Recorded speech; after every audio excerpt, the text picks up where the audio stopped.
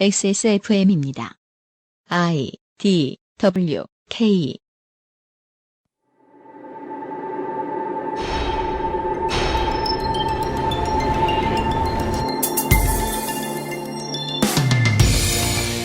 우리가 이번 주에 다루고 있는 한국전쟁 당시 위안부 존재의 문제는 지금은 어딘가로 숨어버렸지만 기록도 있었고 증언도 있었으며 보도된 적도 있는 사안입니다. 하지만 어찌된 일인지 사람들은 이것을 그냥 잊어버렸거나 잊은 척하거나 혹은 심각하게 생각하지 않습니다. 그 이유를 저희가 다 알아낼 수는 없겠죠. 그 길을 따라간 유일한 학자의 발자취를 한번 따라가 볼 뿐입니다. 2016년 재헌절 주간의 주말, 그것은 알기 싫답니다. 히스테리 사건 파일. 그것은 알기 싫다. 지구상의 청취자 여러분, 폭염주의보 쏟아지고 있는 한강가에서 보내드립니다. 히스테리 사건 파일, 그것은 알기 싫다 184번째 순서 주말 시간입니다. 책임 프로듀서 UMC입니다. 이 시간에도 변함없이 윤세민 기자가 앉아있습니다. 네, 안녕하십니까. 윤세민입니다. 네. 불과 지금 7월 들어서 벌써 두 군데에서 대규모 테러가 있었습니다. 예. 방글라데시하고, 네. 예. 프랑스의 니스라는 곳에서 말이죠. 목소리가 나왔으니까 말인데, 홍소라 한국학자께서 오늘도 석사인 채로 앉아 계십니다. 네, 여전히 석사인 홍소라입니다. 안녕하세요. 아니, 그동안 뭐 하셨어요? 그러게요. 7년의 장구한 세월을 울고 싶다 진짜. 랩업이 안 되고 있는. 예. 지난 시간에도 석사하셨는데 아직까지 석사시면 그 아이씨를 대표하는 공무노동자. 네. 홍소라 박사진과 함께 오늘도 진행을 할 거예요.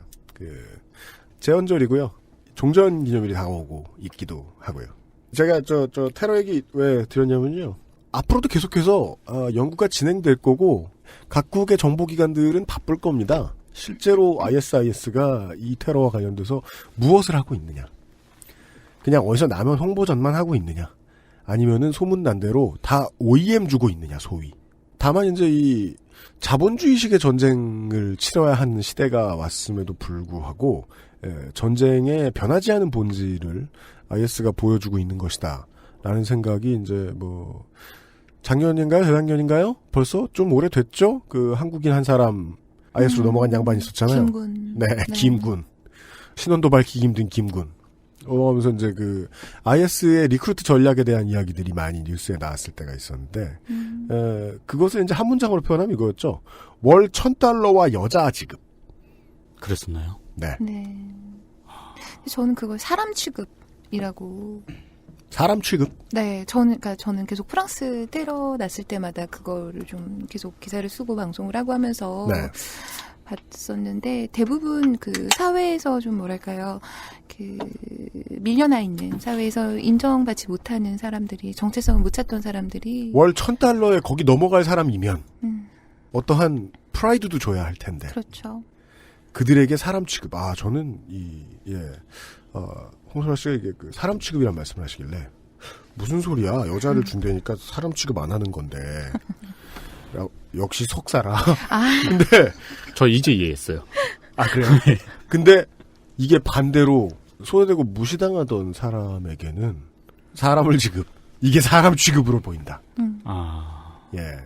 전쟁이 사람을 다루는 방식이 이렇게나 비인간적입니다. 그 생각만 많이 들었던 것 같아요. 오늘 지난 시간에 이어서 그 얘기를 좀 더 나눠볼 것 같습니다. 광고를 듣고 광고 이야기를 하고 와서 말이죠.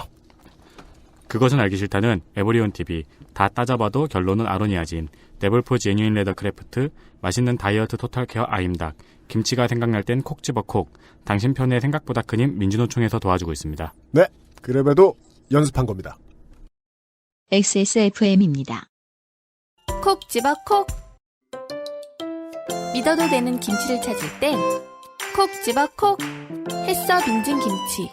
재료부터 공정, 유통까지 안심. 직접 구매한 재료로 만드니까요. 그러니까 김치가 생각날 땐 콕 집어 콕. 언제까지나 마지막 선택. 아로니아 진. 황야의 1위 스테픈 올프가 새로운 이름 대볼프로 여러분을 찾아갑니다. 가죽장인 황야의 1위의 꼼꼼함, 끝까지 책임지는 서비스는 그대로 최고가의 프랑스 사냥 가죽으로 품질은 더 올라간 데볼프 제뉴인 레더. 지금까지도 앞으로는 더 나은 당신의 자부심입니다. Devolf Genuine Leather. 광고와 생활. 광고와 생활 시간입니다. 주무시기 위해서 그 알씨를 듣는 분들께는 가장 애착이 가는 코너. 자기 전에 마지막 제정신으로 듣는다고. 김상조 엔지니어 소개합니다. 안녕하십니까. 최근에 왕자의 게임 시즌 6가 끝났습니다. 네. 어떻게 좀 보시나요? 다 봤죠. 아, 다 보셨어요? 네. 결말 스포. 스포 그런 건 없습니다. 북에는 김정은. 힘 인 더 노르트. 네. 그렇죠. 왕자의 게임에서 스타크 가문이 항상 외치는 말이 있죠. Winter is coming. 네. 뭘 말하려고 그래요? 제가 광고를 맡은 이상 이런 이야기를 해야겠습니다. 네. 추석 is coming. 아, 그렇습니다. 되게 멋있다. 예, 한라임 하죠. 추석이 2달 남았습니다. 제가 그 액세스몰에 입점하신 광고주분들께 늘 말씀드리는 거가 있지만 뭡니까? 어떤 기관에 의해서 이벤트를 하실 거면 미리미리 준비하시라. 그런 말씀을 몇 번씩 들었거든요. 네. 그러니까 이제 추석을 대비해야 됩니다. 맞습니다. 유통업에 종사하시는 분들은 아시겠지만 네. 이번에 추석 장사하고 연말까지 장사 못합니다. 맞습니다. 발언의 위압감이 굉장하네요. 추석에 땡길 수 있을 만큼 한참 땡겨야 됩니다. 그래야지 연말까지 버틸 수 있습니다. 네, 한국의 블랙 프라이데이 장사 안 되는 거 작년에 경험하셨죠? 네. 예. 그런 의미로 황야의 1위 공방에서 네. 가을맞이 신상품을 출시했네요. 네. 지금 주문 들어오는 거나 잘 만들지. 아니, 제가 안 그래도 5월달에 스승의 날 세트 네. 그것 때문에 제가 뭐라고 했었잖아요. 뭐라고요? 그때 너무 기간을 좁게 설정해가지고 제가 못 맞아요. 샀다고. 네. 그러니까 지금 인제 여름 초입 들어갔는데 가을맞이 신상품을 중복도 안 왔는데 황야의 그러게요. 1위 장인께서 네. 말 그대로 칼을 가셨습니다. 네. 네. 첫 제가 번째- 그 공방에 가서 병장기를 최근에 보고 왔기 때문에 칼이 얼마나 날카로운지 압니다.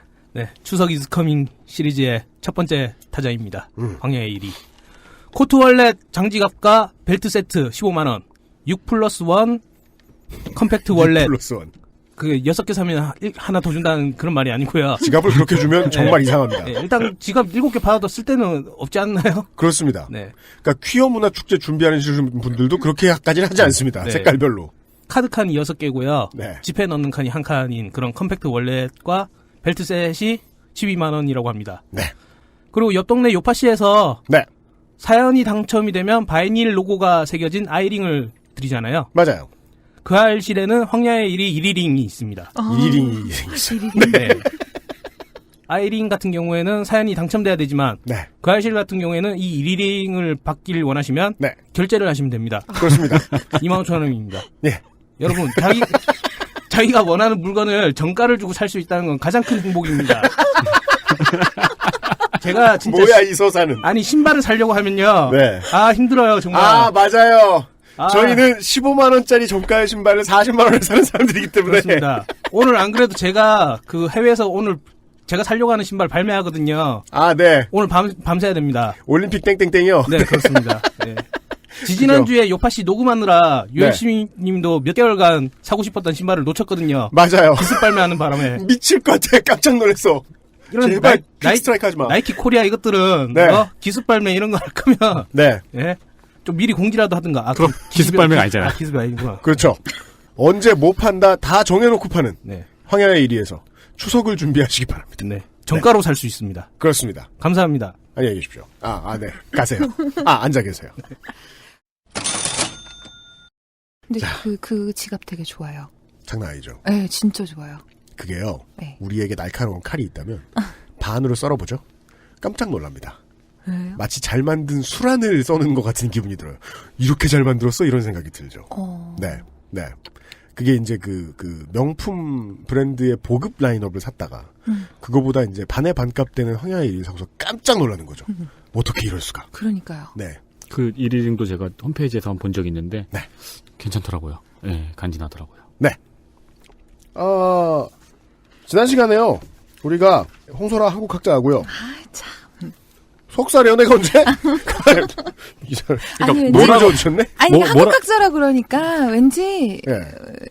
이건 좀 왠지 불편해요. 왜요? 그거 아니에요? 아니 한국학자는 맞죠. 예. 저는 왠지 대가의 느낌이 있잖아요. 그 한국학자라는 좀 본인이 대가의 느낌이 있다고 고해성사 하신 그게 거예요? 아니라 나는 그게 아닌데 네. 정말 그럼 그냥 고학생 이게 좋아요? 그러니까 고학생의 달인이다. 이건 뭐 제가 개인적으로 알고 있습니다만 이거 그렇게 소개할 수 있습니까? 예.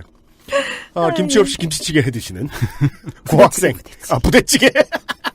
해 드실 줄 안다고 주장하시는 프랑스 고학생. 네, 한국 와서 부대찌개를 먹었는데 네. 제가 만든 건 정말 아니더라고요. 아니에요? 당연히 김치가 없는데 뭘 말하고 싶은 거예요. 그리고 그 덕용으로 파는 스팸 있죠? 네. 그 되게 질 낮은 거. 해외 가면 구하지도 못해요, 그거. 그거 한국 슈퍼 가면 팔아요. 1.8kg짜리 이만한 그 캔. 작은 그거 말고, 네네네. 예, 오리지널 땡팬 말고, 그거 외국 가면 구하기도 힘들어요. 요새는 구휼 물자라서, 어서 구하기도 힘들어요. 자, 지난 시간에 이런 얘기를 했습니다. 한국이 두 패로 갈려서 전쟁하던 시절, 한국의 내전 시절, 아직도 안 끝났지만 실제 전투를 주고받던 한 3에서 4년간의 기간.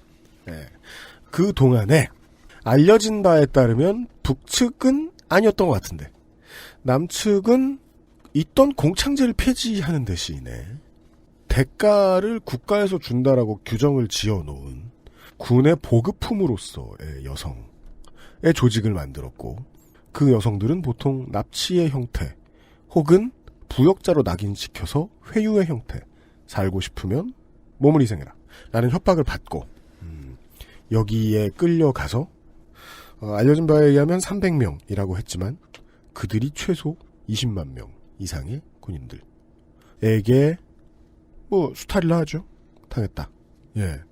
그 기록은 남아있고 지금도 잘 안 보이는데 둬서 그렇지. 어디 응달진 곳에 둬서 그렇지. 짱 박혀있고 그 기록은. 즉 기록은 있고 증언도 있으며 그 증언의 어조를 들어보면 이것은 신기하거나 어마어마하게 새로운 사실이 아니라 당시엔 좀 당연한 이야기였던 것 같다. 그럼에도 불구하고 지금을 살아가는 한국 사람들에게는 터 나올 정도로 생소한 이야기. 그런 얘기를 좀 들어봤습니다. 네, 그렇습니다. 오늘 그 뒷이야기입니다. 네. 오늘은 그 한국군 위안부 문제로 어떤 이야기를 할 수 있을까부터 시작을 해야 될 것 같아요. 그 한국의 인터넷 사이트에서 갓 도축된 쇠고기가 움직이는 모습을 보고 그 댓글이 화제가 됐던 적이 있었죠.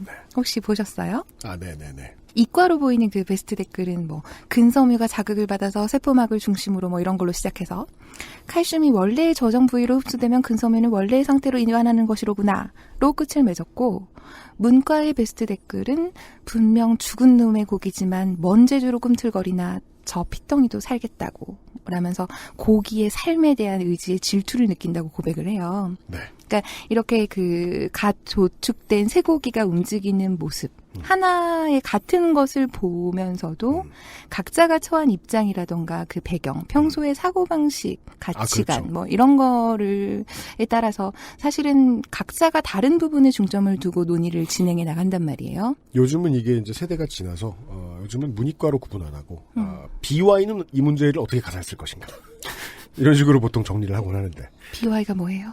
이게 그 한류 문화에 익숙치 않은 석사생이 지금 모르고 있어요. 내가 더 famous. 네가 더 delicious. 네. 검색해 보세요, BY. 네. 그렇다면 각자가 어떤 문제에 대해서 다른 생각으로 다른 가치관으로 그 사안을 본다면 한국군 위안부 문제를 가지고 나는 여기서 무슨 이야기를 할 수 있을까?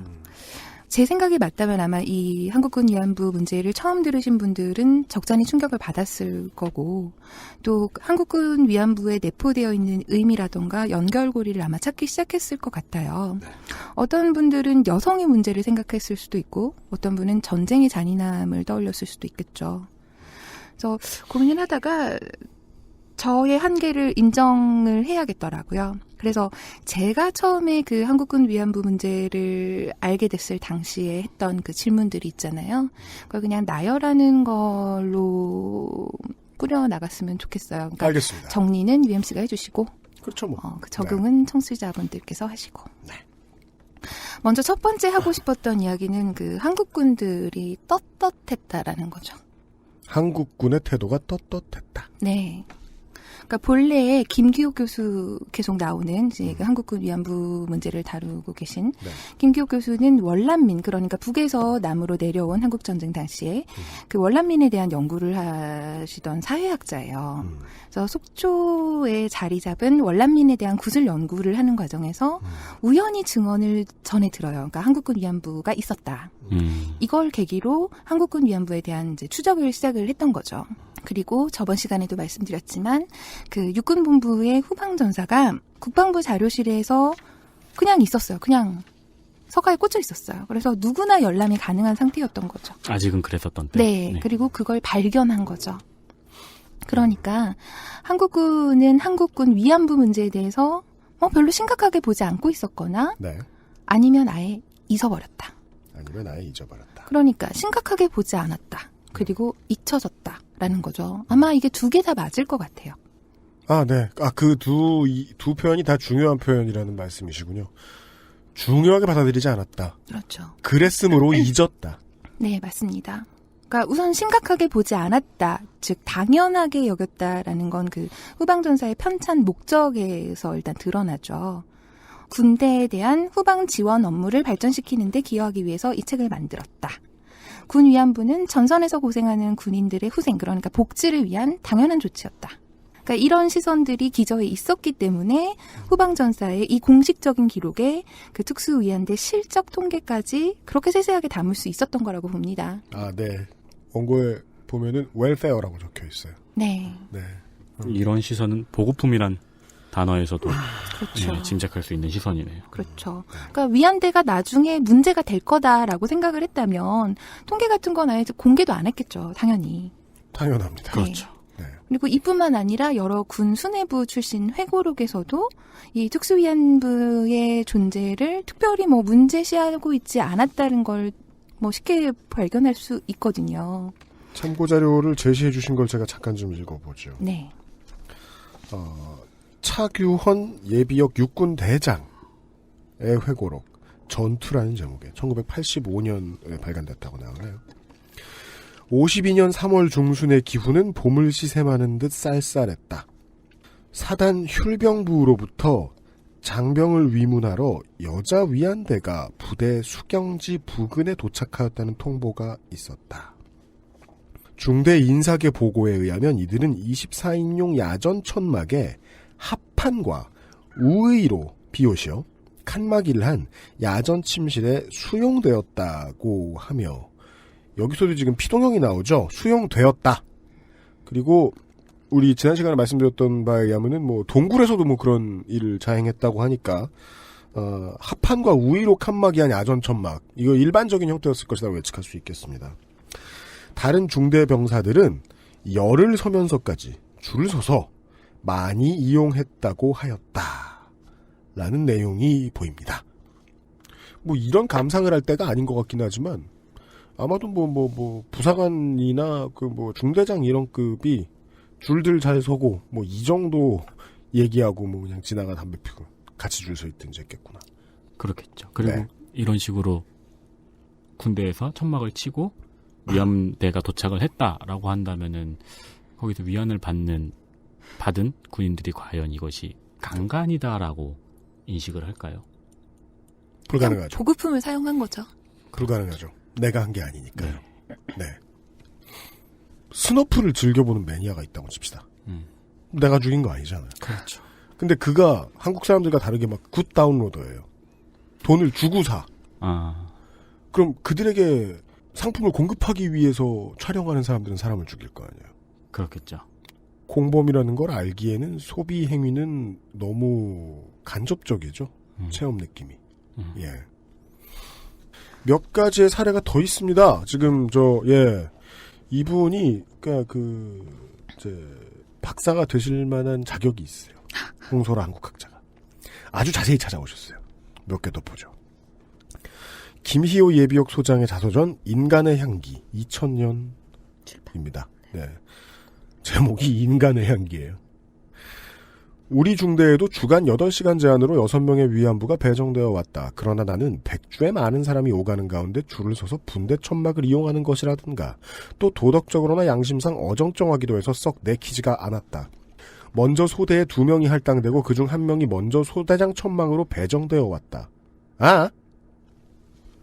여기 2명, 1명은 그 피해자. 네, 그렇죠.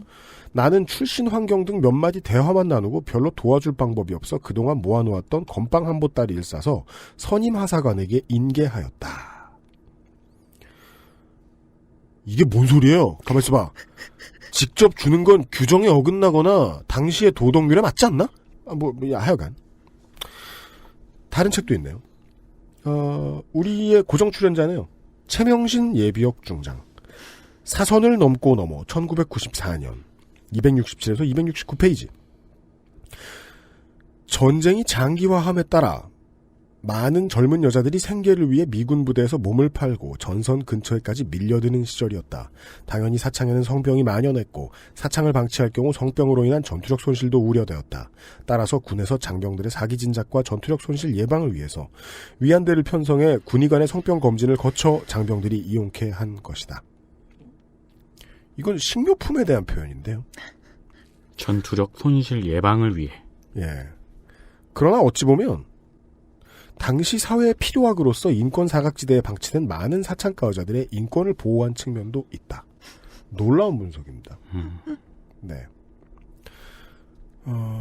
하나 더 있어요. 한인수 예비역 준장. 경랑의 세월과 인샬라. 무슨 의미세요? 사병들은 안을 기웃거리며 안에다 대고 빨리 나와 하며 소리를 질러대고 있었다. 나는 그제야 그곳이 어떤 곳인가를 알 수 있었다. 천막에 들어가서 여자에게 표를 주고 10여 분간 즐기고 나오는 그런 곳이었다. 그 순간 나는 부끄럽고 창피한 생각이 들었지만 한편으로 호기심이 일기도 했다. 그러나 도저히 천막 속으로 들어갈 용기가 나지 않아 남들이 눈치채지 않게 슬그머니 자리를 떴다. 그럴 수밖에 없었던 것은 내가 남들보다 특별히 순진해서라기보다는 그동안 받아온 기독교 교육 때문이었으리라. 자기에 대해서 뭐를 방어 기제를 동원하고 있는지 모르겠지만 분명한 증거가 되죠. 만연해 있었다. 어디에나 있었다. 대부분 자기는 안 했다라고 이야기를 해요. 그러니까 그건 사실 중요하지 않아요. 본인이 했는지 안 했는지는. 그쵸. 이렇게 많은 가해 세력과 이렇게 많은 피해자가 있었을 때는 네가 했냐 안 했냐는 마치 부역자 가르기 같은 폭력이 될 수 있기 때문에 그냥 저희가 찾고 싶은 증거는 이거예요. 어디에나 있었고 정말 있었고 매우 당연하다는 데 있었다. 예.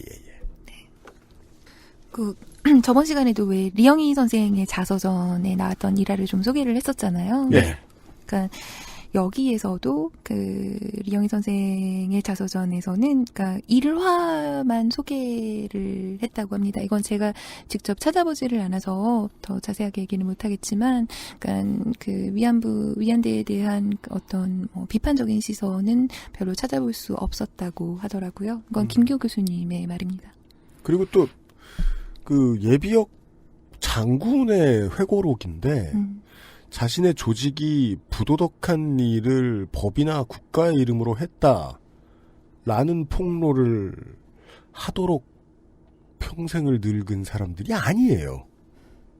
따라서 그거에 대한 기대는 그냥 접어버리고 그게 있었는지 없었는지 증거만 확인하면 되는데 증거로는 충분하다 싶을 정도로 많아요. 그렇죠. 네. 한국전쟁 당시의 그 위안부의 존재는 그 당연한 조치를 넘어서서 아예 필수적인 요소로까지 인식이 돼요. 그런데 52년 당시에 300명, 그러니까 300명 정도 규모라고 말씀을 드렸잖아요. 근데 이 위안부 숫자로는 전쟁을 통해서 확대된 60만 명 군인의 수요를 충족시키기가 힘들었어요. 그리고 51년 7월에 휴전 회담을 시작한 이래로 1952년이 되면서 전투가 최전선에서 소강 상태가 되니까 군인들의 군기가 문란해지죠. 이 환경에서 1952년 연말이 되면 언론에서 위안소 시설을 확충하라는 주장이 나오기를 시작해요. 그 동아일보 1952년 12월 30일 그 휴가 귀향 장병에 위안을 베풀자라는 이제 제목의 기사가 있습니다. 거기에 보면 전국 각지의 일선 장병 휴가 귀향 시에 필요한 심신을 풀어주며 승전을 위해 생명까지도 바치는 참된 애국자들의 사기를 돕기 위한 따뜻한 위안소를 조속히 설치할 것을 제안합니다. 네.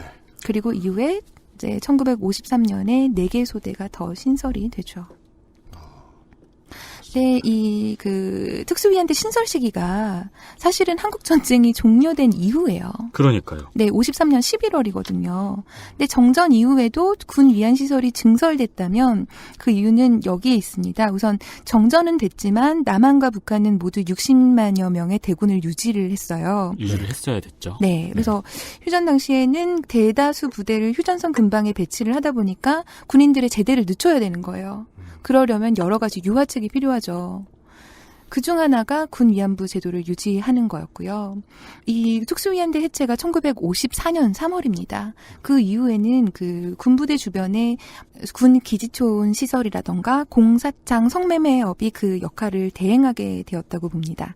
그런데 다만 그 김기욱 교수에 따르면 특수위안대가 54년 3월에 해체되기는 했지만 해산된 거는 아니라고 합니다. 일단 54년도에 해체가 되는데 나는 확실하게 해체됐다고 믿지 않아요. HID의 증언에 따르면 HID가 북으로 파견될 때 또 DMZ에서 훈련을 받을 때 훈련 받기 전에 또 끝나고 나면 항상 위로식을 해요. 위로식이요? 그 여자들을 불러다가 안가로 불러다가 근데 그 사람들은 내가 물었을 때 어쨌든 형식적으로는 사창이에요. 그때는 현실적인 측면에서 군이 공식적으로 운영하는 부대는 없으니까. 그래서 이런 얘기는 들은 적이 있기 때문에 이 안가, 세이프하우스라는 단어 이름만 들어도 좀 섬찟한 생각은 들기는 드는 거예요. 그 김기혁 교수께서는 이제 없어졌다고 보지 않는다. 그렇죠. 해체는 됐지만 해산은 되지 않았다. 활용이 계속되었다. 그렇죠. 다른 형태로. 알겠습니다. 그렇다면 이 정도까지 심증이 따라옵니다. 전쟁하다 보니 또 일본에서 배운 것도 있고 해서 비슷한 일들을 하다가 이것이 전쟁이 너무 커지면 아무래도 전쟁의 승부는 군의 조직력이 되게 중요하기 때문에 인사계가 해야 할 제일 중요한 거는 군에서 실제로 돌아다니고 있는 어떤 것들을 이름을 주고 규합을 하는 일이잖아요. 그래서 표면 위에 좀 드러나고 실제 오피셜한 크로니클에 나왔다가 나중에 전쟁이 끝났을 때 그것까지 다 유지하기엔 조직이 너무 방대하고 그래서 그러니까 보급품의 숫자가 전쟁이 끝나면 줄어들게 돼 있는 게 맞으니까 그냥 그런 의미로 없어졌지 실제로 군인들이 많은 건 똑같고 그들의 생각이 더 나아졌다거나 한 것도 없을 것이고 그건 사실 그들의 생각의 문제가 아니라 그 군을 다루는 사람들의 생각의 문제죠. 아까 동아일보 언론사 데스크의 마인드는 어땠는지도 보셨지만은 아무것도 달라진 것 없이 이름만 살짝 빠진 상황이다. 거기까지 따라왔습니다. 나머지 이야기 잠시 후에 나눠보시죠. XSFM입니다. 콕 집어 콕. 좋은 원료를 쓴 김치를 만들 시간이 없을 땐 콕 집어 콕. 배추, 무, 고춧가루, 생강, 전부 국산. 다시마, 홍합, 표고버섯도 아낌없이 쓰죠. 그러니까 김치가 생각날 땐 콕 집어 콕. 주름과 질감이 살아있지만 변형되지 않고 두꺼운 가죽 제품. 선명한 색상에 일반 명품을 웃도는 퀄리티의 가죽 제품. 황야의 1위 데볼프 제뉴인 레더. 지금까지 그래왔듯 당신의 자부심이 되어드리겠습니다. Devolf Genuine Leather. 언제까지나 마지막 선택. 아로니아 진. 이제 당시에 참전했던 군인들, 그들 중에서도 엘리트들의 회고록을 통해서도 여러 번의 방증이 있었고요. 처음에 이제 지적해 주셨던 대로 심각하게 보지 않았다와 잊혀졌다에 대한 증명을 좀 들어본 것 같아요. 네. 납시가. 우선은 이제 심각하게 보지 않았다에 대해서 이제 말씀을 드렸고요. 그 전쟁이 끝나고 특수위안대가 사라지면서 위안부의 존재는 대부분 그 피위안자들의 기억 속에서도 잊혀져 버립니다. 김기호 교수가 만난 피위안자들은 그 까맣게 잊고 있었다가 일본군 위안부 문제가 떠올라서 세상이 모두 일본군 위안부에 대해서 이야기를 하게 되니까 그때서야 한국군 위안대에 관련된 자신들의 기억이 떠올랐다고 해요. 그러면서 그때부터 이게 내가 한 게 잘못일 수 있겠구나라는 생각을 하기 시작했다고 합니다. 그 당시에는 심각한 일이 아니고 당연한 일이었기 때문에 행위를 할 때는 죄의식을 갖지 못하고 있고 이후에 잊었다가 이것이 범죄라는 사실이 사회적으로 널리 통용이 되자 자기가 그때 했던 행동이 범죄라는 사실을 재인식하게 되었다는 내용이네요. 맞습니다. 네. 그 한국군 위안부에 대한 국방부의 입장도 달라지게 되는데요. 그 계기는 아무래도 그 2002년 그 한성대학교 김규옥 교수하고 한국정신대연구소의 강정숙 연구위원의 발표를 기점으로 합니다. 그러니까 이전에는 심각하게 여기지 않았거나 혹은 잊고 있었기 때문에 국방부는 떳떳할 수 있었죠. 원래 이런 일의 최초의 반응은 내가 언제. 그 다음에 이제 자꾸 밝혀주면 그 반응은 근데 그게 뭐 정도죠. 근데 이번에는 그 증거 자료를 가지고 나와버렸잖아요. 네. 그래 버리니까 이제 국방부에서는 후방전사의 열람을 불가능하게 조치를 했죠. 근데 이 조치했다는 자체가 적어도 2000년대 이후로부터는 한국 전쟁 시기에 군대가 자행한 일에 대해서 더 이상 별것 아니라는 식의 태도를 취하기가 힘들어졌다라는 사실을 좀 보여주는 거라고 생각을 하거든요. 네. 인식했다는 거죠, 이게. 네. 잘못돼 있는 거다. 그런데 국가는 여전히 사과는커녕 그 어떤 조치도 취하지 않고 있죠. 그랬으면 네. 우리들이 알았을 거예요. 그럼요. 저번 시간이죠. 그 김기옥 교수한테 정부가 좀 그 학교에 연락해서 조용히 좀 해달라. 조심 좀 시켜라라고 했던 거죠. 또 하나의 요인이 그 한국군 위안부 피해자가 직접 나서지 않은 혹은 그렇게 하지 못한 것 역시 이 문제를 망각하게 만든 요인 중 하나일 수 있다고 봐요. 네. 물론 이것은 그 한국 사회의 시선에 밀접하게 관련이 있겠죠. 네. 일본군 위안부 할머니들은 커밍아웃을 하셨어요. 힘들었지만. 네. 그런데 한국군 위안부 피해자는 아무도 나오지 못하고 있거든요. 그러니까 이게 제가 지난 시간에도 말씀드렸던 것처럼 학자로서 어마어마하게 안타까운 부분이면서 동시에 우리는 결코 상상할 수 없는 트라우마의 현장인 거잖아요. 네. 네. 저는 이거를 그 일본이라는 절대악으로부터 받은 절대악이 행한 그 참혹한 범죄의 피해자가 아니라 한국군이라는 영웅으로 이야기되는 그 한국군의 추악한 면을 파헤쳐야 한다는 게 거대한 벽이 됐고 그 거대한 벽에 가로막혀 있는 것이 아닌가라고 생각이 들고요. 또 저번 시간에 말씀드린 것처럼 위안부 피해자들이 대부분 또 사회주의하고 어떠한 형태로든 연결되는 지점에 있었잖아요. 그게 밥을 지어준 거든. 그렇죠. 군의관 한 거든. 네. 그 때문이기도 할 것 같아요. 여기에 대해서 김기옥 교수는 이렇게 말씀을 하십니다. 하여튼 그런 거에 그 다음에 이 사람들의 맥락이 적어도 내가 만난 세 사람의 맥락은 다 사회주의 맥락이 있었잖아요. 그런데 자기가 왜 끌려갔는가 하면 결국은 빨갱이와의 협조 뭐 그런 관계가 다 걸려 있는 거 아니에요?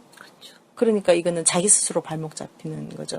그건 상관없이 자기 인권을 그렇게 처참하게 노예화된 건데도 부당한 인신매매, 인신구속을 당한 건데도 그런 생각을 할 수가 없는 상황이죠.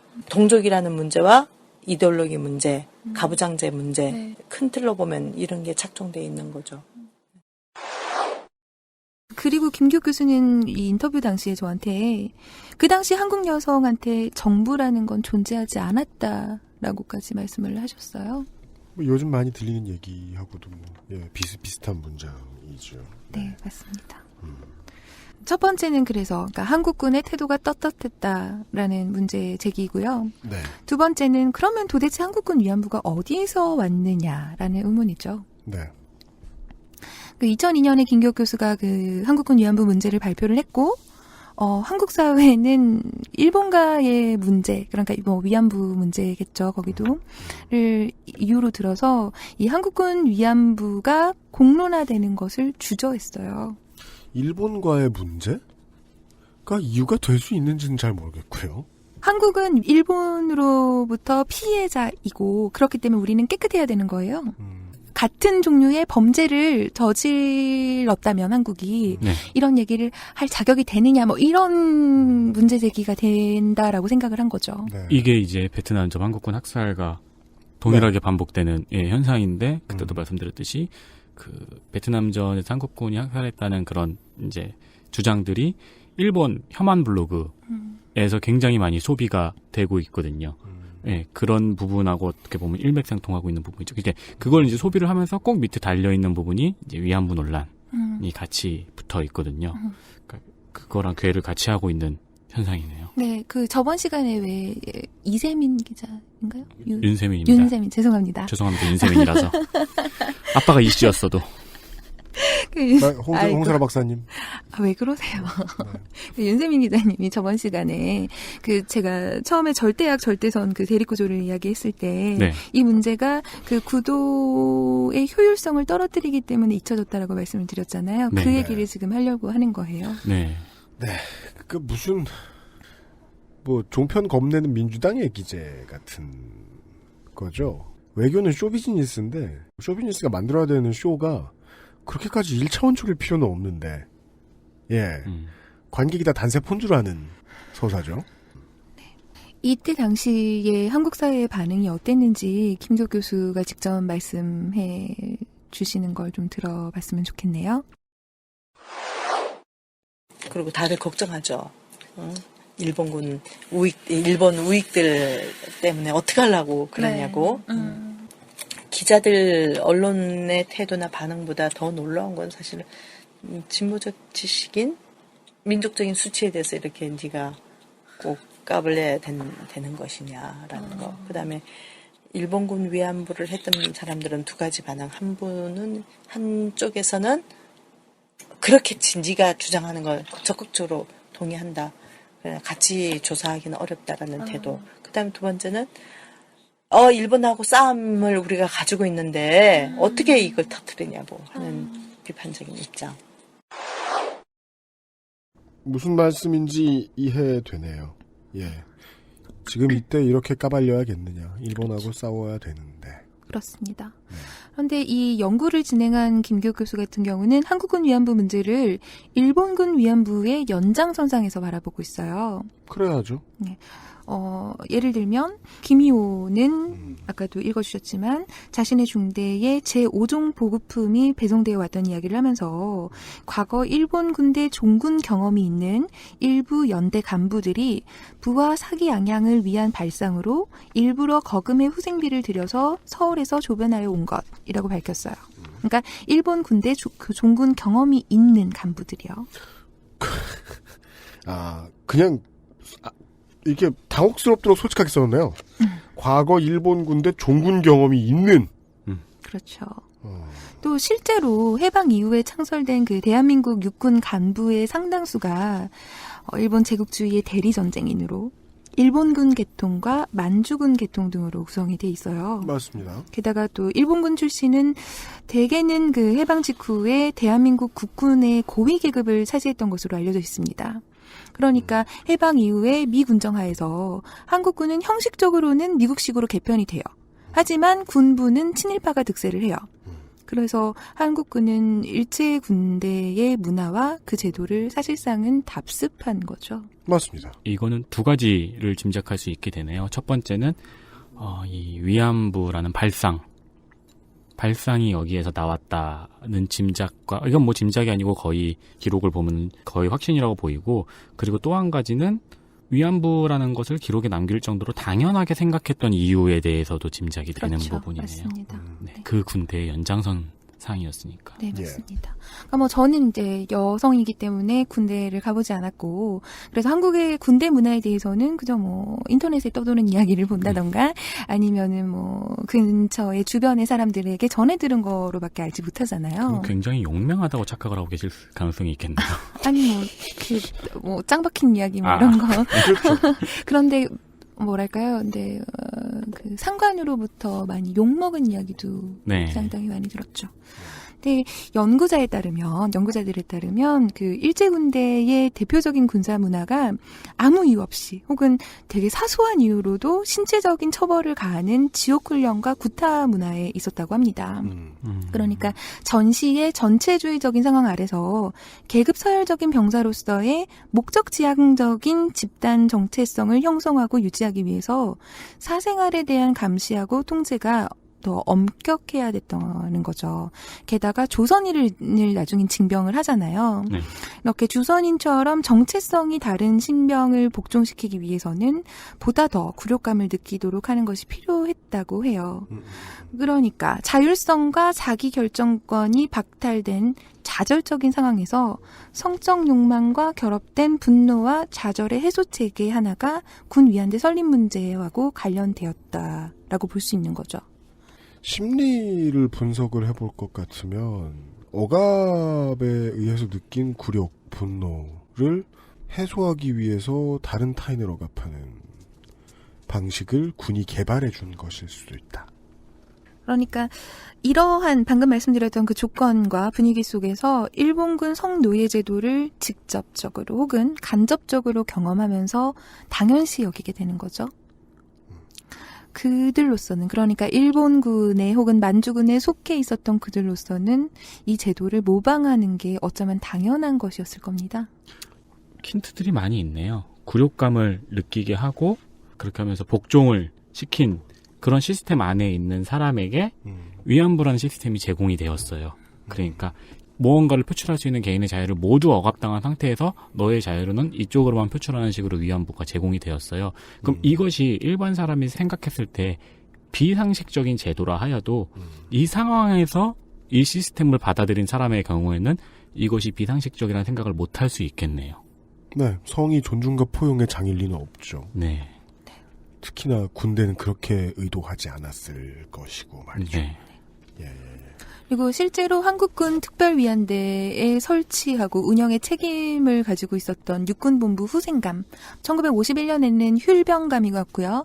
1954년에는 정병감으로 개칭이 됩니다. 그러니까 뭐 복지근무 혹은 이제 보급 지원 이런 업무를 수행하는 곳 같네요. 네, 그런 것 같네요. 그러니까 이 부서의 그 부서장인 거죠. 그 사람들을 살펴보면 모두가 학병 혹은 일본 육사 출신이었습니다. 여기서 학병이란 그 일본군에 의해서 강제 혹은 자발적으로 징집되어서 태평양 전쟁이나 제2차 세계대전에 참전하게 됐던 한국과 타이완 등 그 일본 제국의 식민지의 학생들을 일컫는데요. 그렇죠. 그중에 그 특별위안대를 설치한 조직인 휠병감실의 전신, 후생감실은 박경원이라는 사람에 의해서 설립이 돼요. 이 사람은 그 식민지 시기에 학도병으로 참전을 해서 해방 직전에 소위로 제대를 하고요. 해방 후에는 군사 영어 학교를 거쳐서 중장으로 예편한 후에 박정희 정권 하에서 4대에 걸쳐서 내무부 장관을 포함해서 5번의 장관직을 역임했던 사람입니다. 제국주의 일본과 군부 파트 1에 함께 부역한 인물. 네. 맞습니다. 원래 그 둘은 다 겹칩니다만 대부분. 그렇겠죠. 그리고 또 그 특별위안대 설치 추정 시점인 1951년 그리고 위안 실적을 통계 처리할 수 있을 정도로 정말 풍부하게 운영했던 그 시기인 1952년에 네. 휠병감 직책을 맡았던 사람은 제3대 육군대령이었던 장석윤이었어요. 이 사람은 그 1892년생이거든요. 일본 육군사관학교 제27기입니다. 1915년에 일본 육사를 졸업하고요. 1928년에는 소화 일본 천황 즉위기념 대례기념장을 받은 바 있습니다. 상 받은 군인? 네. 1938년에는 만주 국경감 시대에서 대위로 복무합니다. 그리고 일제가 패전할 당시에는 만주국군 중좌, 그러니까 중령에 해당하죠. 중자였습니다. 해방 이후에는 귀국해서 군대에 입대하고요. 한국전쟁 당시에는 제9 예비사단장과 교육총관부 참모장을 거쳐서 1953년 육군 대령으로 예편했습니다. 그러니까 예편하기 전에 1951년 3월 1일부터 1952년 6월 19일까지 육군 대령으로 육군본부 율병감시를 맡은 인물입니다. 김기욱 교수 같은 경우는 장석윤이라는 사람이 대한민국 국군의 특수위안대라는 이름으로 군 위안부 제도를 설립할 수 있었던 동기를 바로 그 일본군이라던가 만주국군에서 복무했던 그 경험에서 찾습니다. 물론 일본은 기록을 꼼꼼히 하니까 했으니까 텍스트북으로라도 받아서 국군 시절에 이제 일본군 경험이 없는 사람들이 국군 창설 이후에 들어와서 전에 남아있는 기록들, 총독부 같은 데 쌓여있는 거 보니까 이러이러했다더라 라면서 건의할 수는 있겠지만 그럴 필요가 굳이 뭐가 있겠냐는 거죠. 경험해본 장교 출신들이 이렇게 많은데. 그렇죠. 이 장석윤이라는 사람이 지식도 몸으로 조직도 해보고 이런 노하우를 가지고 있는 인물이었을 것이다. 그렇죠. 그러니까 자기가 해보니까 이게 괜찮았었던 거죠. 그게 굉장히 중요한 포인트인 것 같아요. 네, 일본에서 위안부가 운영되고 있는 모습을 이 사람은 봤는데 그것이 효과적인 방법이라고 생각을 했기 때문에 가지고 왔다는 거죠. 네. 그러니까 결국 일본 제국주의에 청산되지 못했던 잔재가 이 사단을 냈다는 얘기죠. 가장 직접적인 원인이 될 수 있었겠습니다. 네. 그리고 인물의 연속성 말고도 이 주장을 뒷받침할 수 있는 근거가 되는 게 여러 가지가 있는데요. 우선 그 설치 목적이요. 성역을 분출하지 못하는 군인들이 우울증에 걸리거나 혹은 딴짓을 해가지고 전력에 손실을 내는 것을 미연에 방지하기 위해서 그 설치를 했다고 하죠. 그 시각이 같다라는 건데요. 남성을 성욕이라는 본능을 통제하지 못하는 존재로 보고 전쟁의 승리라는 보다 큰 목적을 위해서 여성을 희생시켜도 되는 대상으로 취급했다라는 그 시선 역시 일본군이 위헌 시설을 설치했던 때하고 일치합니다. 네. 다만 일본군의 경우에는 온전한 일본의 국민이 아닌 혹은 일본에서도 자기네들의 시선과 좀 다른 사람들 식민지 여성들을 동원을 했고 한국군의 경우에는 빨갱이라는 딱지를 붙이고 있는 그러니까 마찬가지로 다른 방식으로 온전한 국민이 아닌 여성들을 동원했다는 차이가 있을 뿐이죠. 그러니까 이 빨갱이를 구분하려는 노력을 가지고 빨갱이를 얼마나 구분해내고 국가안보에 도움이 됐는지 모르겠지만 참으로 다양한 베리에이션으로 별지랄을 다 했다는 건 알 수 있습니다. 네. 네, 맞습니다. 동원의 강제성과 더불어서 2주에 한 번씩 군의관이 검진이 있었다는 것도 일본 위안부 제도의 연장으로 볼 수 있어요. 시스템을 배운 사람. 그렇죠. 차린 시스템이니까. 그렇죠. 그러니까 일본의 공창제가 갖는 주요한 특징 중에 하나가 강제로 그 성병을 검진하는 그 제도였다고 해요. 그러니까 한국군의 당시의 수뇌부들이 일본의 시스템을 직접 겪어봤잖아요. 그러면서 성병에 대해서 어떻게 대처해야 되는지를 이미 학습을 했던 거죠. 네. 그래서 일본 제국주의하고 똑같은 방식으로 해방된 남한에서도 국가가 여성의 몸을 관리하고 통제하면서 군인의 몸을 보호하는 신체 정치학을 활용한 거예요. 네, 그렇게 해석되는 것은 당연합니다. 네. 다만 다른 점이 있다면 일본은 그 위안부 시설을 운영하면서 콘돔을 배포를 했대요. 그런데 한국군에서는 피임이랑 관련된 기록이 없다고 하거든요. 기록이 없다라. 이거 같은 경우는 이건 짐작입니다. 네. 그 당시 우리나라는 콘돔을 만들 수 있는 기술력이나 회사가 있었을까 싶네요. 그것도 그렇고 누구한테 배워서 왔는데 거기 핵심 인사들 말고 반도인이었던 사람들이 이제 배워온 사람들이잖아요. 네. 핵심 인사들이 아닌 사람들. 삑사리가 났던 거죠. 그렇죠. 그러니까 어깨너머로 배운 그 보급품을 다루다 말고 실수를 한 것이다. 라고 그 양반들이 생각했을 것이고 기록도 그렇게 되지 않았는가 싶습니다. 그게 단순히 기록을 안 적어 넣은 것인지 실제로 피임을 똑바로 교육을 못 시킨 것인지는 모르겠습니다만 그래서 뭐 실제로 증언을 제대로 받지를 못했기 때문에 당시에 뭐 얼마나 많은 사람들이 임신을 하게 됐었는지 혹은 임신한 여성에 대해서 어떻게 처우했는지에 대해서는 사실은 알 수가 없어요. 근데 사실은 충분히 좀 예상은 가능하다라고 생각이 되고요. 그렇습니다. 네. 그리고 또 하나의 공통점이라면 특수위안대라는 명칭이죠. 과거에 일본군 위안대를 지칭하는 용어가 특수위안소였지 않습니까? 네. 그대로 가지고 온 거죠. 특수랑 위안. 네. 네. 그러니까 결국 김기옥 교수는 해방 이후에 한국에서는 과거에 식민주의가 청산되지 못한 채로 근대 국가가 수립되는 운명 속에서 한국군 위안부 문제를 미청산된 식민주의의 하나로 봅니다. 그래서 그 한국군 위안부 문제는 분명 부끄러운 문제입니다. 그래서 이걸 스스로 드러낸다는 거는 스스로 자신의 수치심을 보여주고 그걸 겪어야 되는 운명을 만드는 일이죠. 근데 동시에 치부를 드러내야만 과거를 제대로 반성할 수 있는 거 아닐까요? 지난 주간에 윤세민 기자 했던 얘기, 거의 앞부분에 했던 얘기, 제가 가장 많이 기억 남는, 베트남의 태도. 과오를 잊고 미래로 가자. 즉, 내가 잘못했어죠. 그거야말로. 네. 그런 부분에서 한국 정부의 사죄와 배상은 사실은 상당히 필수적일 텐데요. 안 걸리면 사과 안 하는 것이 패턴이죠. 네. 그리고 계속 앞에서 나왔던 그 일본군 위안부 문제랑 이렇게 얽혀서 한국군 위안부 문제는 좀 덮어두자라는 그런 입장에 대해서 김기옥 교수님은 그 일본 정부 역시 한국군 위안부 제도에 대한 간접적인 책임을 피할 수 없다. 그러니까 한국군 위안부 문제는 한국의 문제이긴 하지만 일본군 위안부 문제와 따로 떨어뜨려서는 생각할 수 없다라는 시각을 이제 보여주시는 거죠. 그 계산이 뭐 그렇게 어려운가 모르겠어요. 이게 아무리 남 일이라도 그 정도로 자신의 대상화된 신체를 수탈을 당하는 피해자의 입장에서 그걸 빼앗아 가고 유린하는 주체가 어느 나라인가가 중요해요?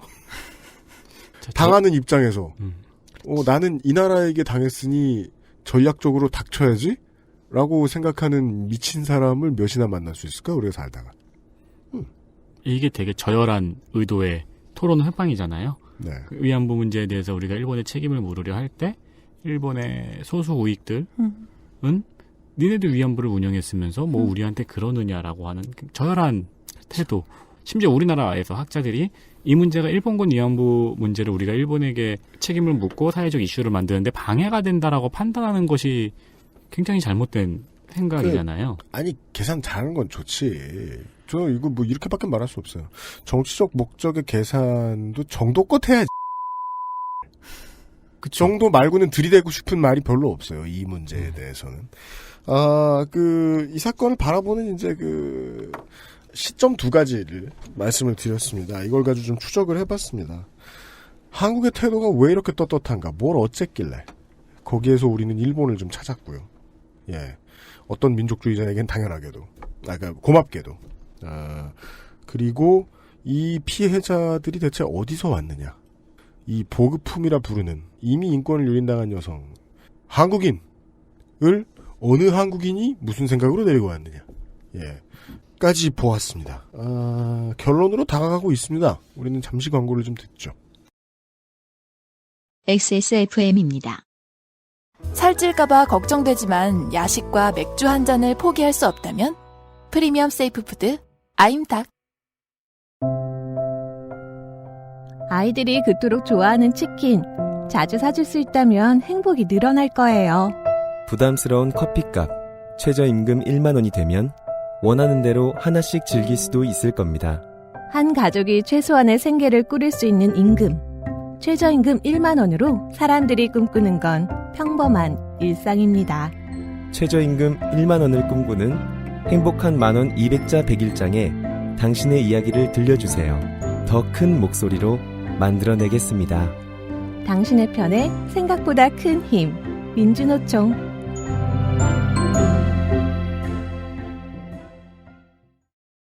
그 참가한 사람 다 문상 받은 것 같은데. 그러니까. 네. 오해하실까봐 알려드립니다. 민주노총 최저임금 10,000원 100일장은 끝났습니다. 그리고 상 받은 건 다 우리 청취자입니다. 네. 민주노총이 저한테 큰 힘인지는 모르겠어요. 저는 사업자니까요. 예. 그렇지만 상품 받으신 분들께는 생각보다 큰 힘이 된. 축하드립니다. 아, 그리고 지금 나머지 얘기 하나 남은 게요. 베트남이 언급됩니다. 네. 이거는 김기욱 교수님이 말씀하신 게 아니고요. 네. 제가 이 수업을 듣고 이 자료들을 보면서 들었던 의문 그리고 들었던 생각이에요. 그러니까 한국에서 정규 역사 교육을 받고 이렇게 자라게 되면 네. 왜 한민족, 백이민족, 평화를 사랑하는 민족이란 얘기를 많이 듣잖아요. 요즘에도 단일민족. 그 드립치면 큰일 나죠. 그렇죠. 이제 지금은 단일민족이라는 말을 쓰는 거는요. 가장 비근한 예가 뭐 있을까요? 오늘날 미국에서 어떤 촌동네 할아버지들이 화이트 파워라고 벽에 낙서하는 거하고 똑같은 개념이라고 봐요, 저는. 근데 프랑스에서도 아직도 먹힌단 말이에요. 진짜요? 그렇죠. 극우가 얘기하는 게 그거잖아요. 순수 프랑스인. 단일민족은 뭐야? 그거는 허약한 애들 동종교배 해놨을 때 하는 소리지. 강아지 같은. 백호. 아, 백호. 비실비실한. 네. 그게 생각보다 근데 그 인식이 진짜 세상은 넓은 게 얼마 전에 제 후배가 페이스북에 얼마 전도 아니고 꽤 되긴 했죠. 무슨 일침을 하면서 서두에 쓴 말이 그거더라고요.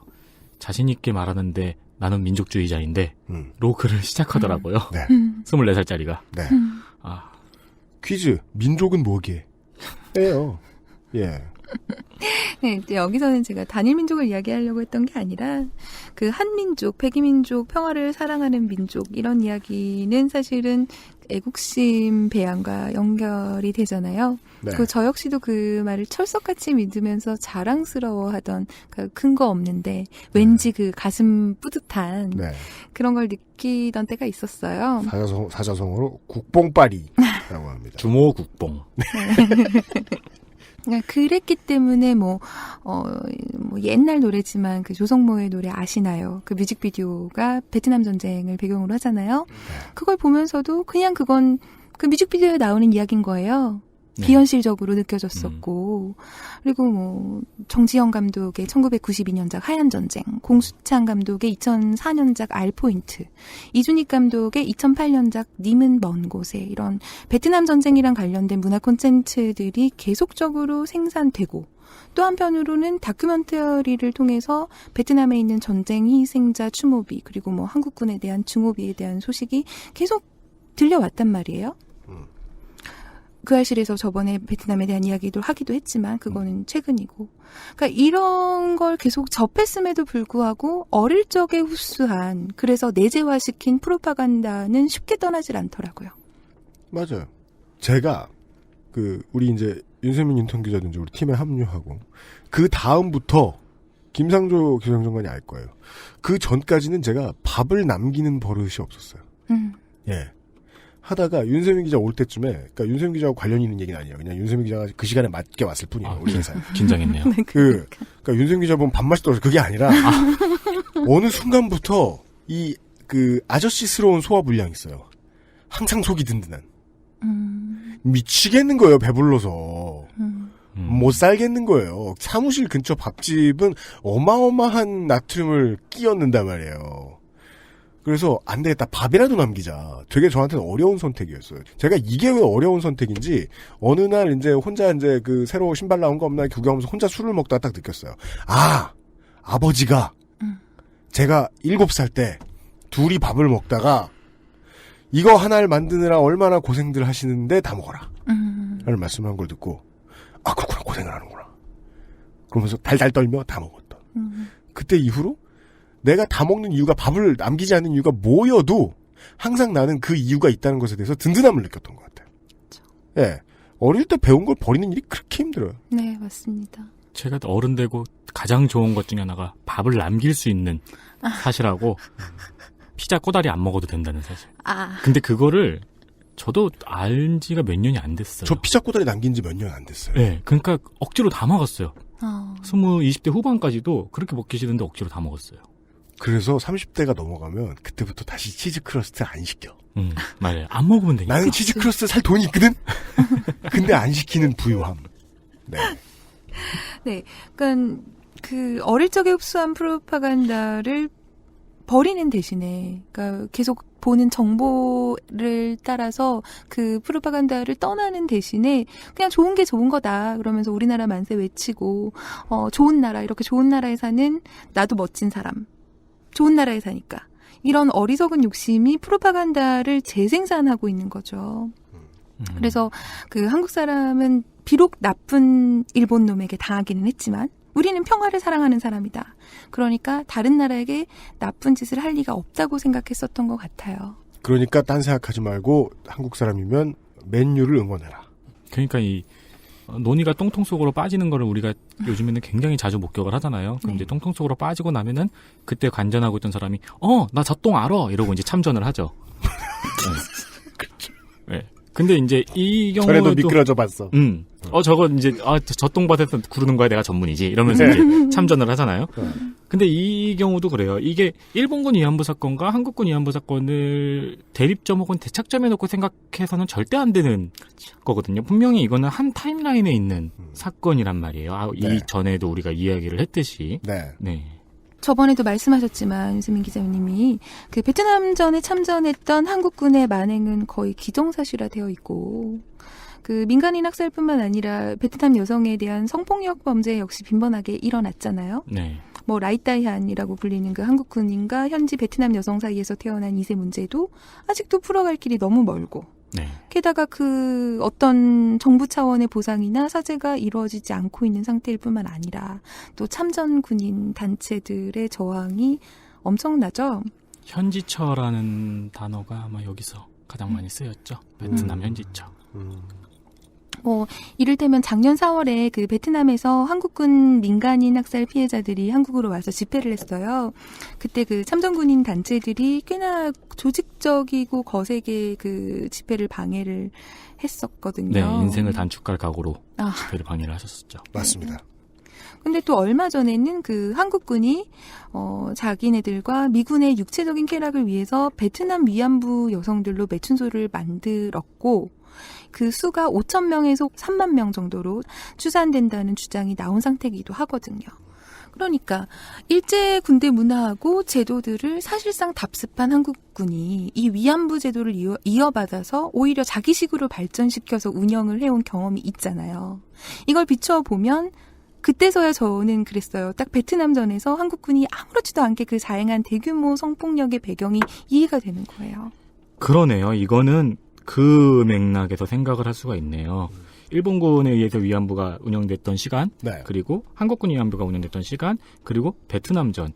이거는 한 시대예요, 거의. 네, 그렇게 큰 차이가 나질 않잖아요. 예, 이렇게 뭐 100년 차이가 나는 게 아니잖아요. 그렇죠. 그러니까 이 한 시대에 통용됐던 전쟁 때의 여성의 인권에 대한 인식이 있었겠네요. 그러니까 소위 채명신의 시간. 그렇죠. 네. 일본이 자국인이 아닌 여성들을 위안부로 동원을 해요. 네. 한국군은 한국 전쟁 당시에 빨갱이로 판단되는 여성들에게 같은 형태의 폭력을 자행했어요. 이 경험에 따르면 한국군은 자기 국가, 그러니까 한국 사람이 아닌 다른 나라, 적국의 여성에게 같은 일을 저지르는 건 너무 쉬웠겠죠. 그렇죠. 그리고 실제로 그 베트남전 참전할 때 그 한국은 위안대를 조성을 해서 베트남까지 데리고 가려고 했다고 합니다. 그러니까 이걸 거절한 게 미국 측이라고 하고요. 미국 측에서는 그럴 필요 없다. 우리가 주는 돈으로 월급으로 여자를 충분히 살 수 있으니까 위안대까지는 데려오지 말아라. 이것과 관련돼서 제가 찾았던 기록 중에 가장 비슷했던 거는 그 주장이 꽤 있습니다. 베트남에서 위안대를 운영했다는 한국군이 혹은 운영하려 했다, 기획 단계가 있었다는 주장은 꽤 많이 있는데 이 주장에 대한 반론으로 주로 제기되는 것이 충분히 나가서 살 수 있었다. 그리고 많이들 그랬다가 이제 반론으로 주장으로 제기가 되죠. 그러니까 보급품으로 치환된 여성을 가지고 있는 논지. 네. 그리고 물가에 맞는 생필품으로 사람을 취급한 건지 네. 둘이 상충되는 것 같지만 그냥 정감 있는 담소네요. 네. 결국 우리는 일본 제국주의라는 외부로부터 온 야만을 내버리는 대신에 우리 것으로 흡수해버렸어요. 아, 예. 그리고 그 야만이 내재화돼 버렸죠. 그렇죠. 그러니까 우리가 그토록 욕하던 그들과 같은 괴물이 되어버린 거예요. 그 내재화된 야만을 통해서. 이 대목에서 우리는 어떻게 생각을 해야 할까요? 우리가 피해자였다가 가해자가 됐잖아요. 똑같은 방식으로. 네. 우리가 가해자였던 원인을 찾았기 때문에 마음이 가벼워질까요? 아니면 혹은 더 무거워질까요? 그 문제를 해결하지 않았기 때문에 그런 일이 생겼다는 면에서. 한국군 위안부, 베트남 여성 성폭력의 원인을 그러니까 미국, 일본 제국주의에서 찾을 수 있어서 가벼워질까? 혹은 그 일본 제국주의의 잔재를 없애고 친일파를 처단하지 못한 역사의 가오로 인해서 벌어진 참상 앞에서 마음이 보다 무거워질까라는 질문입니다. 물론 선택은 각자의 몫이겠죠. 다만 문제를 해결하려면 우리는 피해자이자 가해자고 가해자이자 또한 피해자라는 사실을 먼저 인정하고 이걸 공론화하는 필요는 있다라고 생각을 합니다. 네, 아직은 공론화되지 않을 거라고 생각하고요. 네. 하지만 적어도 그랬다는 사실을 알고 있는 사람들이 더 많아진다면 그건 그 전과 후는 분명히 다르겠죠. 그게 제가 이 방송을 했으면 하고 UMC께 제안을 했던 이유이기도 하고요. 맞습니다. 저도 그랬잖아요. 듣자마자 가면 되겠습니다. 라는 말은 저는 원래 이렇게 하지 않아요. 보통 이제 어떤 소재가 던져주셨는데 별로다. 그러면 잘 지내십니까? 한잔 하셔야죠. 네. 듣자마자 그랬으니까 당장 택시 타고 오시라고. 택시비는 5만 유로 안에서 지급하겠다고 말씀드렸던 거죠. 네. 여기까지입니까? 네, 제가 준비한 건 여기까지입니다. 또 있는데요? 네? 또 있어요? 다른 색깔로 써져 있는 이건 뭐죠? 네. 이거는 그 인민군 군의관이었다가 그 한국군 위안부가 될 뻔했다라고 증언했던 여성이 있었잖아요. 네. 그분이 이후에 시집을 발표해요. 그분이 쓰셨던 시 한 구절을 소개를 하고 싶어서 가지고 왔습니다. 네. 짧으네요. 네, 짧습니다. 제가 읽어요? 아니요, 제가 할게요. 네. 화마에 핥힌 한반도. 눌러도 흘러나오지 않는 눌러도 흘러나오는 소리 없는 통곡. 닦아도 흘러내리는 식지 않는 핏물. 60년, 27만도 안 돼. 벙어리새는 찢기고 상처난 날개를 퍼덕이며 벙어리새 가슴속 기억들을 노래한다. 제가 어디까지 이해하는지 저는 저를 믿을래야 믿을 수가 없습니다만 벙어리새가 가슴속 기억들을 노래할 때 노래소리가 들리지 않는다는 건 알겠습니다. 이해했습니다. 네. 알겠습니다. 이런 중한 얘기 해주시느라 대륙을 거의 2개를 넘어서 달려오시느라 수고가 많으셨습니다. 기껏해야 러시아 건너오셨지만. 예.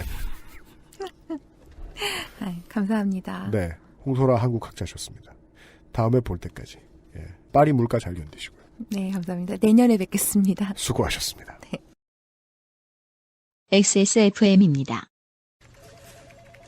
이대리, 맨날 살 뺀다면서 점심에 웬 소세지야? 에이, 과장님. 이건 기름지고 짠 마트 소세지가 아니고요. 아임닭 닭가슴살 소세지예요. 이것도 닭가슴살이야? 한 입에 먹기 편하게 생겼네? 아이 참, 과장님. 아임닭 큐브잖아요. 국내산 현미가 들어가서 정말 부드럽고 다이어트에 딱이라고요. 질리지도 않고 먹기도 간편해서 요즘 다이어트하는 사람들은 다 이거 먹어요. 닭가슴살을 가장 맛있고 간편하게 먹는 법, 프리미엄 세이프 푸드 아임닭.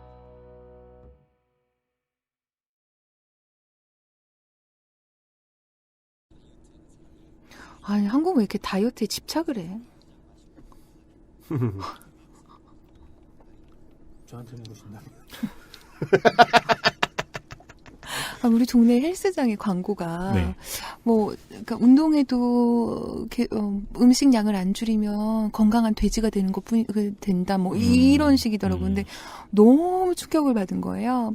얼마 전에 프랑스에서 무슨 그거랑 좀 비슷한 맥락의 광고가 나온 적이 있었는데 그거 고소당했거든요. 그렇죠. 네. 재밌는 얘기인데요. 성형수술 광고 막. 제가 아임닭 만나서 이제 얘기 들어보고 좋았던 이유가 다행히 다이어트를 그런 시각으로 보진 않아요. 예. 다만 이제 다이어트에 모두가 신경 쓰고 있는 사회라는 것만큼은 분명하게 보여주긴 하죠. 지금 이제 제가 사는 동네에도 어마어마하게 많은 피트니스 센터가 있는데 크로스핏하고 사실 일반인이 크로스핏 해야 할 이유는 없어요. 크로스핏을 다른 데스크잡을 가지고 있거나 다른 이제 몸을 쓰는 직업을 한다고 해도 운동선수 아닌 사람이 취미 삼아 하면 생활의 질이 떨어질 수준의 운동이잖아요. 그렇죠. 예. 근데 그걸 죽어라 한다고. 근데 그거를 보고 있으면 그러니까 몸이 상품인 게 당연한 사회라는 건 분명하구나. 다만 이게 위안이 될지 모르겠어요. 그것이 이제 드디어 남성에게까지 확대되는 시대가 왔다. 그러니까 왜냐하면 여성의 몸을 상품으로 보던 시대가 저물어가면 누구의 몸도 상품이 아닌 게 돼야 되잖아요. 한국은 반대죠. 네. 이렇게 될 바에야. 두 개의 태양이 떴죠. 너도 팔려라. 이번 주 요파 씨 사연 보면 뭐요?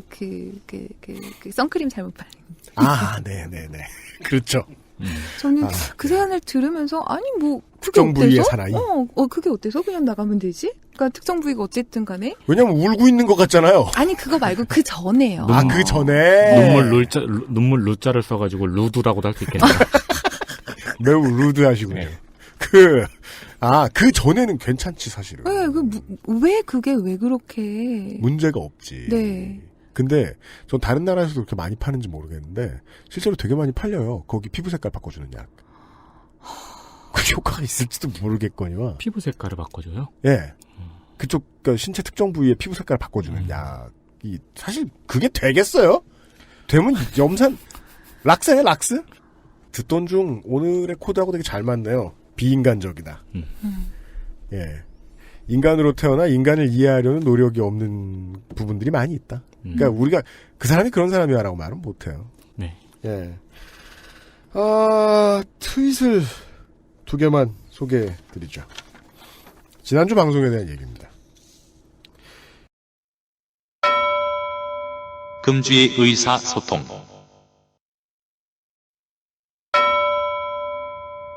퓨어 에리어 님이 다수 남성 시각의 네티즌들이 요거 묘하죠, 이 단어.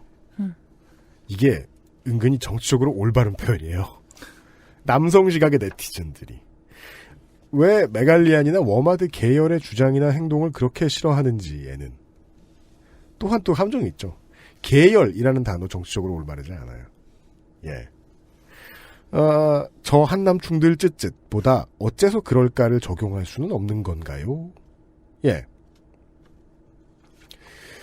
되게 하고 싶은 말들 중에 하나인데 사람들의 시간을 진보로 취하면 안 되죠. 그것도 되게 오만한 발상이잖아요. 그렇죠. 근데 다만 그런 사람들은 늘 있어요. 우리 환타님하고도 얘기했잖아요. 네. 나 이거 먼저 알았으니까 내가 짱임. 모르는 너는 원시인임. 쯧쯧 하는. 근데 인생을 그런 식으로 사는 걸 저는 이제 날카로운 펜을 가진 평론가 병이다라고 부르는데. 예. 평명이 기네요. 예. 왜냐면 그전에는 짧은 거였어요. 사람 이름이었어요. 제가 좀 순화시켰어요. 예. 자기가 안 걸 아직 못 알아낸 사람들을 비웃는 것으로서 자신의 지식을 자랑하는, 예. 즉, 서로의 시계가 다른, 서로 다른 시간을 살고 있는. 제가 이제 요새, 미네랄 캐러 CBS에 가잖아요. 큰 방송국에 가잖아요. 네. 가서 이제 제가 그 같이 방송하는 변상욱 대기자께 들은 것 중에 가장 인상적인 말이 그거였어요. 그분은 이제 무골 호인이라 책 잡힐 말씀 별로 안 하세요. 되게 위험한 취재 많이 하시면서도 한 번 딱 그런 말씀을 하시더라고요. 우리 방송기 준비하다가 우리가 이런 부분들은 너무 그 남성 혐오적으로 느껴지지 않을까요? 혹은 여성 혐오적으로 느껴지지 않을까요? 얘기 이렇게 준비하면서 서로 회의하다 그런 말씀하시더라고요. 별의별 사람들이 다 듣는데 누가 어떻게 받아들일 줄 알고 지금 우리가 예상을 다 하냐. 그래서 사실 미디어의 기본적인 태도는 좀 가장 조심하는 쪽이 맞는데 저는 반대로는 그 가장 편안하게 내지르는 게 맞다고 생각을 해요. 예. 그리하여 모두의 다른 시각을 그냥 모두가 공유하고 앉았는 것이 원래는 맞다. 예. 근데 한국은 그동안 서로 이제 혐오에 대한 상처를 너무 많이 받다 보니까 이런 혐오 저런 혐오에 대해서 이제 두드레기를 내고 이런저런 반응을 하다 보니까 여성인권이 무시되는 문제가 대두되자 그것도 똑같이 폭력적인 형태로 미디어에 반응을 하기 시작을 한 거예요. 네. 이 말을 하면 안 되고 저 말을 하면 안 되고 그것도 결국 문제가 될 거거든요. 언젠가. 이걸 지금은 편안하게 이제 많은 남성들이 여성주의의 문제로 페미니즘의 문제로 치환해버리고 있는데 이거는 미디어의 그냥 개개인이 가지고 있는 권력 싸움에 대한 의지의 문제라고 저는 보고 있고 앞으로 곧 문제가 될 것이고 실제로 사람들이 미디어를 가지고 권력 싸움을 어떻게 하고 싶어 하는가 각 나라마다 다를 텐데 그걸 문제 삼아야 되는 날은 올 거라고 봐요. 이분이 해주신 말씀은 그래서 귀해요. 예. 또한 이런 비슷한 얘기도 있어요. 지난주 방송을 들으시고 This is Diesel. 이분 자주 소개되는 분입니다. 나무위키에 관한 방송을 흥미있고 심각하게 듣다가 결국은 나무위키에서 엘골라시코를 검색했습니다. 위근 기자가 그 얘기 한 거예요. 네네. 엘골라시코에 대해서 알고 싶으면 나무위키에 가야 된다. 그렇죠. 그 얘기 한 거예요. 네. 근데 그 뒤에 중요한 표현이 이거예요. 이런 걸 외국에선 ESPN이 하고 지들끼리 토론 프로그램 만들어서 광역 어그로를 끕니다. 맞아. 라고요. 다른 점이 있습니다. 이렇게 해서 광역 어그로를 끌죠. 네. 한국에서는 광역 어그로 아니라 소형 어그로라도 네. 10대, 20대 아이돌 가수들이 나라의 역사를 잘 몰라서 죄송하다고 눈물 흘리며 사죄해야 돼요. ESPN 예를 들었으니까 그런 얘기 해볼게요. 대구에 삼성 라이온즈가 있다면 나성에는 LA 레이커스가 있어요. 요즘 갑자기 망한 부자. 네. 작년 시즌에 제가 그 TNT의 프로그램 NBA 인사이드였나? 샤키론이라고 찰스 경이 나오시는. 거기서 찰스 경이 그런 말씀을 하시는 거예요. 이분이 정말 말을 막 던져요. 그러니까 농구를 너무 잘했기 때문에 못 가는 거지 전혀 공부 안 하고 나와서 떠드는 사람인 게 티가 팍팍 나요. 옛날 꼰대 소리 막 하고 아유 르브론은 나랑 했던 누구랑 돼도 안 된다 막 이런 얘기 막 하고 내가 만났던 그러니까 내가 본 가장 위대한 선수는 누구 맨 끝에 르브론 이런 식으로 얘기하는 그런 분인데 그냥 저는 언제나처럼 그분은 막말을 막 하시는 분인데 어느 날 한마디 이렇게 기억에 남는 말을 딱 하는 거예요. 레이커스 스팅크다. 그러니까 레이커스 되게 구리다. 네. 말도 안 되게 구리다. 근거도 안 말해요. 말도 안 된다. 올해 꼴찌다. 이런 얘기 막 하는 거예요. 제가 드는 생각은 저거였어요. 첫 번째. 나도 저 말을 한국 TV 프로그램, 스포츠 프로그램에서 듣고 싶다. 왜냐면 우리 프로그램 나와 있는 해설가들도 다 레전드들이시니까. 네. 또 하나. 자유 게시판 규칙을 잘 지키는 예의 바른 유저들이 뭔가 게시판에서 화형을 하겠죠. 그렇겠죠. 불을 붙여 이러면서 30년 동안 팬이었는데 접습니다. 난리가 나겠죠. 네. 그 화가 난 초등학교 저학년생의 마음. 이거 어떻게 뛰어넘죠? 드라마 결말을 바꿔달라고 조르는 나라인데요. 근데 그건 80년대부터 지금까지 바뀌지 않았잖아요. 네. 모든 게 다 발전했는데 시민만 누가 못성숙하게 막고 있어요 지금. 그 생각이 너무 많이 들어요. 그래서 아까 마지막에 홍소라 학자가 한국 학자가 이게 진짜 시 보여주시고 이거 보면서 떠오른 말이 딱 그거밖에 없어요. 제가 살면서 본 명작 만화가 몇 편 안 됩니다만 네. 가장 열심히 읽었던 몬스터 우라사와 나오키. 떠오르는 말은 하나뿐이죠.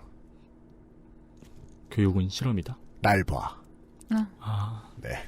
내 안에 점점점. 이렇게 커졌어죠.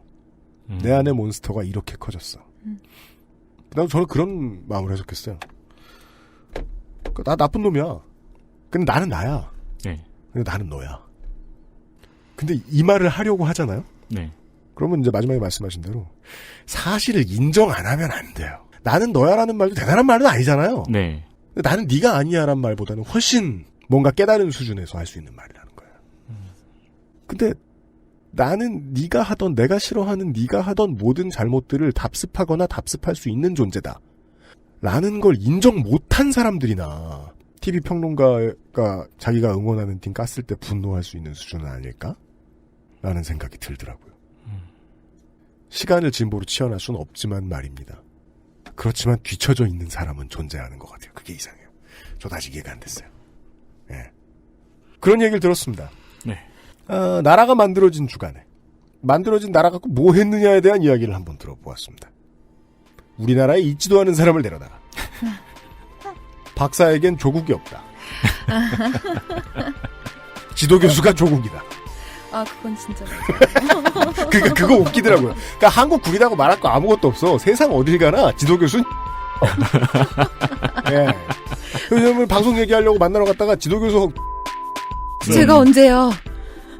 그러시면 안 돼요. 그 양반 한국말 해요? 네. 됐네. 내가 편집을 해야 하니까. 예. 자, 어지간해. 예. 홍소라 한국학자의 논문 통과를 바라면서 예. 184회를 마칩니다. 김상조 기술행정관과 윤세민 기자, UMC의 책임 프로듀서였습니다. 다음 주에 어김없이 다시 찾아뵙겠습니다. 안녕히 계십시오. 안녕히 계십시오. XSFM입니다. I, D, W, K